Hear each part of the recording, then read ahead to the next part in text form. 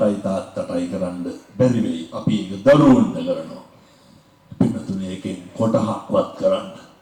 අපේ විශ්වවිද්‍යාලේ මට පාලි උගන්වපු හාමුදුරුවෝ උන්වහන්සේ දවසක් මම යනකොට කතිකාචාර්යවරුන්ගේ ඒ විවේක කාමරය ඇතුලේ අඬනවා.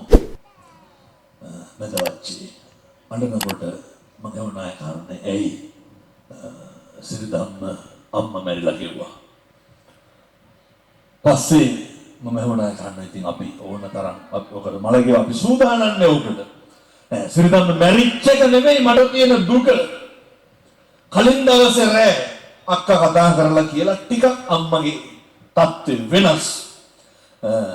පෙරාදිනී හරි මොවර හරි එකයි යන්න වෙයි නේද? එතකොට කිව්වා සිරිදම්ම ඔයාලගේ ලකුණු දෙන්න ඕන හෙට. ඒවට වැඩහින්දා මං කිව්වා හෙට 10ට සෙනට් සභාවේ රැස්වීමක් තියෙනවා.